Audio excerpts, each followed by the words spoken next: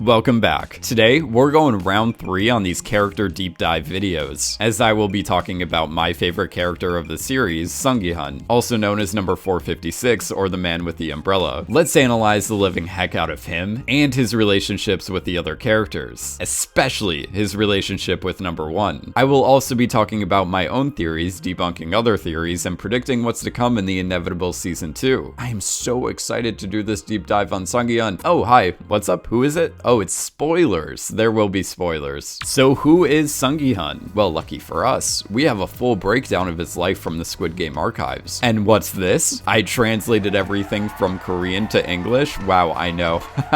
I know. You're welcome. It only took me 4 grueling hours. On his profile, you can see Seong Gi-hun, or player 456, the latest player to participate in the games, was born October 31st, 1974, meaning he's 47 years old. Gi-hun used to work as part of an assembly team for Dragon Motors. He failed to run his own chicken restaurant that lasted 2 years, and it looks like they didn't even mention the small snack bar he opened, because that business must have failed real quick. He worked as a deputy engineer for 5 years, and is now working as a chauffeur. The highest level of education he achieved would be graduating from Daeon Technical High School in the year 1993. Speaking of which, did you know that Song-woo was the first in his class at SNU Business School? Cause I sure didn't. Down here, you can see that the organization kept track of his mother, oh wait, it gets cut off. Hold on, okay. There we go. Down here, you can see that the organization kept track of his mother, ex-wife of 3 years, and his 10-year-old daughter, as well as a timeline of his downfall. Something that's really easy to miss in the first episode is when Gi-hun's mom leaves him money for his daughter's birthday. She tells him to get Ga-young fried chicken because she loves fried chicken. This may be because she grew up with Gi-hun briefly running a chicken restaurant and has fond memories of it, as her parents were still together around this time. Some more stuff that's probably in his profile, just not displayed, is that Gi-hun is currently 160 million won in debt to shark loans and owes 250 million won to the bank, which is around $348,000 in total. In an interview with The Hollywood Reporter, the creator of the series Hwang Dong-yao discusses how he wrote Seong Gi-hun, saying, "I infused myself into Gi-hun and Sung-woo's characters quite significantly. Just like Gi-hun, after the failure of my movie, I had a time when I wasn't able to make any money, and I was supported financially by my mother. There was also a time when I was going to the horse races with the dream of winning a lot of money, although I didn't steal from my mother like Gi-hun does." In Gi-hun's less than ideal situation, he tries to find a way to pay for his mother's medical bills and be a good father to his 10-year-old daughter named Ga-young. A nice little detail I noticed is that when Gi-hun tries getting a birthday present for his daughter, he gambles all of his money away on a claw machine, and some kid comes over and has to help Gi-hun out, which he does. He wins him a prize, and the prize is a black gift box tied in a bow, similar to the coffins we later see on the island. The magenta paper inside the box is even the same color as the guards' uniforms. The actual item in the gift box is a lighter that's in the shape of a gun. This is symbolic of where Gi-hun's gambling addiction and money issues will lead him, to a place where a bunch of guards in magenta uniforms will kill people with guns, put their bodies into coffins with bows on them, and then incinerate those people. Gi-hun tells Sae-byeok that the first thing he would do when he got the prize money would be paying off his debts. This is why we never see the loan sharks again, as he had to pay them off right away since he literally signed his kidney over to them. At the end, when Seong Gi-hun is on the phone with his daughter, he tells her that he finally got her a legitimate birthday present, but he can't say what it is because it's a secret. Everyone's asking all these questions about Squid Game, but no one's asking the real questions, like what in the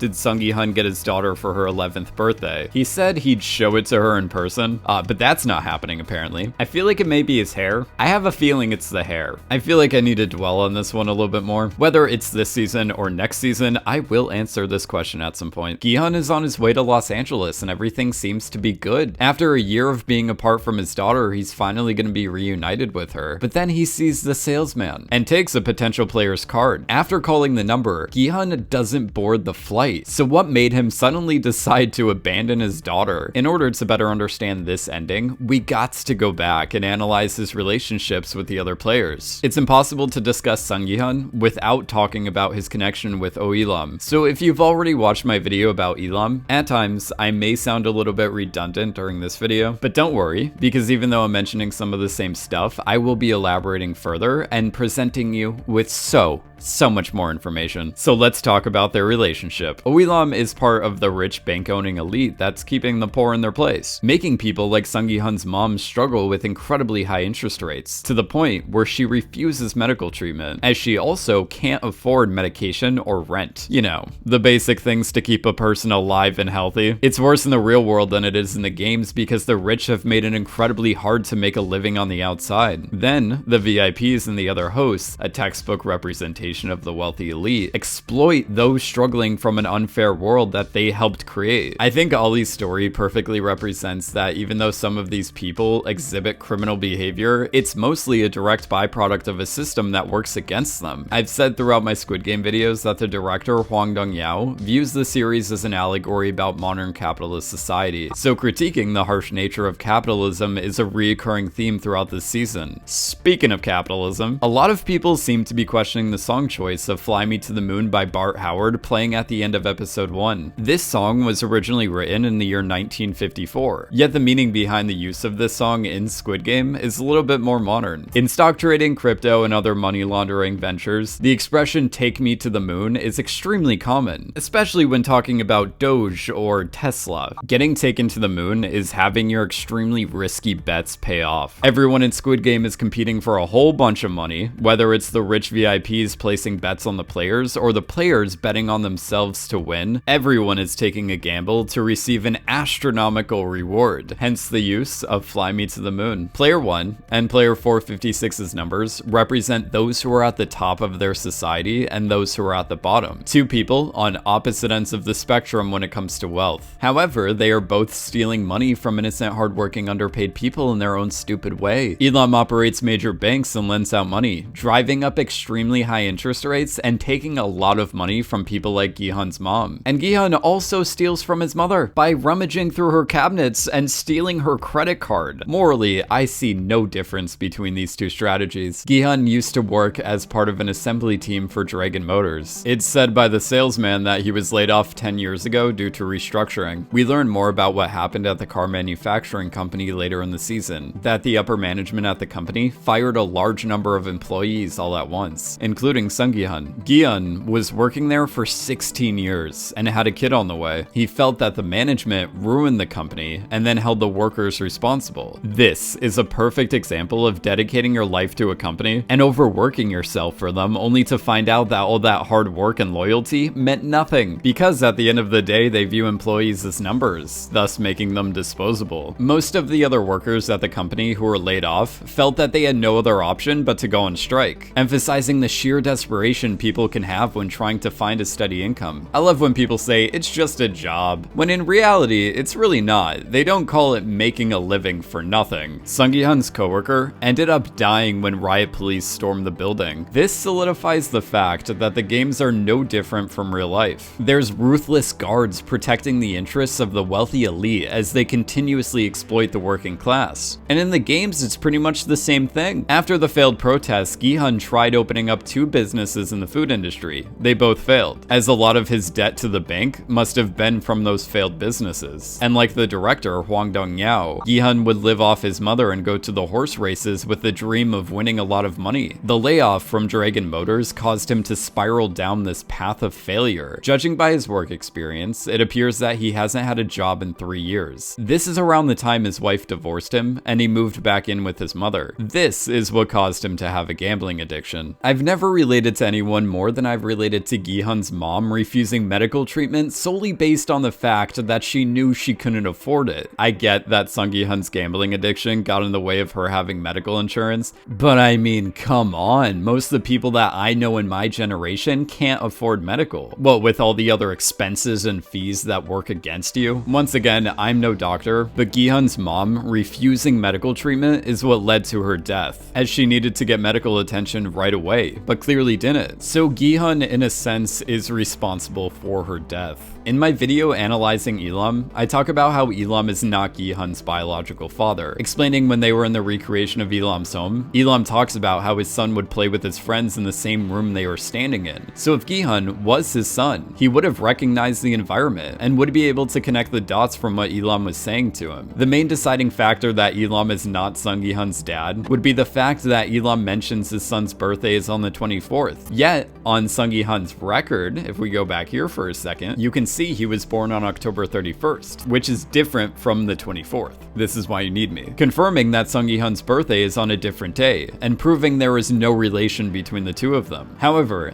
that doesn't mean Gi-hun wasn't a replacement for his son, as they share this father-son dynamic throughout the season. Elam even makes a comment to Gi-hun claiming that his son was just like him. The main reason Elam started the games is because he wanted to feel something, claiming that there was nothing he could buy to make him feel alive. In my analysis on Elam, I speculated that Elam must have lost his family. Not like they died in a tragic accident, more like he distanced himself over time as he advanced further with his business. This show primarily focuses on the character drama of people needing to sacrifice their relationships with each other in order to be financially stable. But obviously those relationships were all that really mattered, since after the games ended, both Seong Gi-hun and the frontman didn't spend any of the prize money, as they continued living how they did before the games. They have more money than they could ever need, but found no fulfillment like number one. The entirety of Squid Game was made from Elam's vision, like how the packed lunches are designed after the ones Elam's wife used to make him and his kids. The games that were being played were the games from his childhood, and the alleyway is modeled after the neighborhood his wife and kids used to live in. Elam and Gi-hun had similar childhoods, as they both played Squid Game and thought it was the most exhilarating thing. Elam used to experience that feeling of excitement when watching his son play with his friends, but ended up losing that connection due to previously speculated reasons. Gi-hun, in a sense, helps Elam relive that part of his life, the part he lost when he was rising through the ranks of capitalism. In episode 4, during this moment right here, Hwang Dong-yeol speaks through Seong Gi-hun. Sae-byeok tells Seong Gi-hun that she doesn't trust people. Gi-hun tells her that you don't trust people because you can, you trust people because you have no one else to lean on. In that one interview with The Hollywood Reporter, Hwang Dong-yeol further discusses the meaning behind this scene, claiming, so even though the overall situation in the world is quite grim, and even though some people will betray you, and even though you're in a situation where it's quite difficult for you to have trust in anyone, fundamentally, you have to strive to believe in that last glimmer of hope that is coming out of Pandora's box. This is the philosophy of Gi-hun, and his faith in humanity is constantly challenged throughout the series. I mean, from the start, Gi-hun seems like a big old man-child, almost like a thing of innocence entering this merciless competitive environment of our money-driven society. But Gi-hun doesn't kill anyone during the first game, the second, or the fight night. During the third game, however, he does end up helping his team pull an entire team of people off a ledge plummeting to their deaths.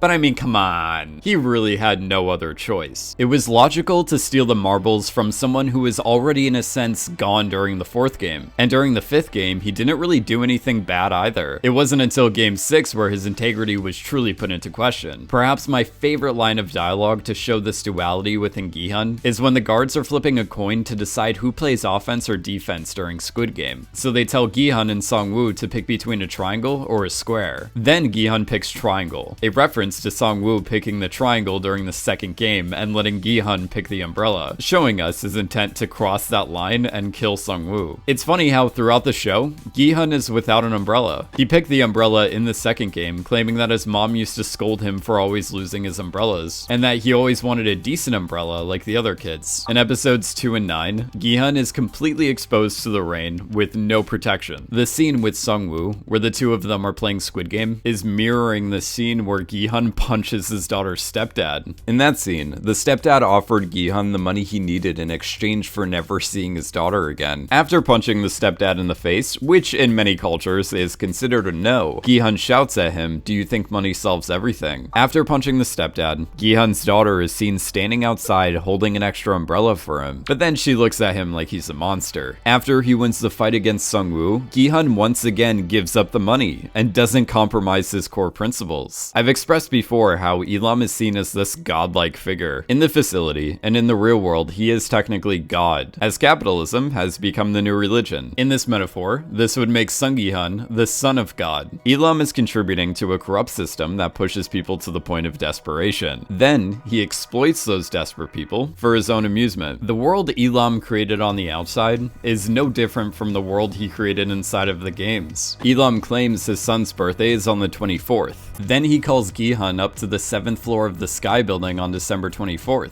This is a biblical reference to God resting on the 7th day after creating heaven and earth. Sky Building can also be interpreted as heaven. The 7th game is a bet over whether or not someone will help this drunk homeless man by midnight. Both Gi-hun and Elam wager everything. For people wondering how the frontman could go back to the games after winning, look at Gi-hun. He has more money than he could ever need, but feels like he lost everything, which is why he returns to the games. During the 7th game, Gi-hun is brought down to the same level as the host and the other VIPs, as Elam convinces him to bet over a human life. However, at midnight, somebody helps the homeless man, and subsequently Elam loses. When the clock strikes midnight, it's Christmas Day. Except this moment is not the birth of Christ. It's the rebirth of Seong Gi-hun. As Elam's 7th game didn't just restore his faith in humanity, it solidified it. So why the red hair? If you've watched my previous videos, you've probably seen my Matrix explanation, but I'm making a much larger point right now, so just bear with me. Basically, I said in the Matrix, Morpheus offers Neo a choice between a red pill or a blue pill. If you take the blue pill, you'll remain ignorant and continue living in your prison. And if you take the red pill, you will learn the unpleasant truths of reality. Seong Gi-hun, wearing a blue hat, chooses the blue square when playing the game with the salesman. And before each game, the song The Blue Danube by Johann Strauss plays throughout the facility, indicating that all these characters are asleep and enslaved by this capitalist system. Red, green, and blue are the 3 primary colors of light. Seong Gi-hun starts with the blue hat. When he's transitioning from blue to red, he's wearing a green tracksuit. And finally, when he learns the truth about number 1, but also sees the good in humanity, he dyes his hair red. In an interview with Sports Chuseon, Hwang Dong-yao talks about his reasoning behind the red hair, claiming, "I thought that I would do something I would never do." In that situation, the craziest thing Gi-hun could do was dye his hair red. I thought that Gi-hun's anger was inherent in it. This was the main reason. However, I still think my reasoning for the red hair is still valid, as there seems to be more than one reason. Let me explain. The color red is very fitting for the story in general, as the most religious one out of the group claimed that their hands were drenched in blood. There's some speculation I may or may have not contributed to, that Seong Gi-hun may go down the same path as the frontman, as they both had similar lifestyles after the games. At one point, number 1 even hands Gi-hun his jacket, and Gi-hun wears it until he gets his tuxedo. When looking back at this moment, it's almost like number 1 is passing on his legacy. But the more I've looked into Seong Gi-hun's character arc, the more I think that him going down the same path as the frontman is just not gonna happen. Throughout the season, Gi-hun has shown us his unwillingness to conform with the Squid Game principles and ideologies. In the limo ride, the frontman tells Seong Gi-hun to pretend that Squid Game was just a dream, but then Seong Gi-hun dyes his hair red and calls the frontman, claiming it wasn't a dream. So Gi-hun marking himself with the red hair is symbolic of the bloodshed and the events that he won't forget. But as I mentioned before, Seong Gi-hun can be seen as the son of God in this metaphorical way. And if you pay close attention, you can see this red cross make an appearance throughout the season. The red cross is on top of the church when Seong Gi-hun is bringing his daughter home from her birthday dinner. The red cross is seen again when Gi-hun walks home after punching his ex-wife's new husband. A different kind of red cross gets set down next to Gi-hun when he's thrown out of the limo ride. And on his way home, you can see the red cross again on the horizon. The first 2 times we see this red cross, Gi-hun is walking away from it, but in the end, he's walking towards it, and it's directly above his head. Then he decides to wear red, signifying that he chose this path of enlightenment. Those were all my thoughts today about Seong Gi-hun. Seriously, I just wanted to say thank you all so much for your support so far. I've been reading all the comments, and I'm just blown away. So with that said, I will definitely be making more Squid Game videos, and you guys get to choose which character I talk about next. So comment below who you want to see me do a video on. I feel like it may come down to these 2. As always, thank you so much for watching, and I will see you in my next Squid Game video.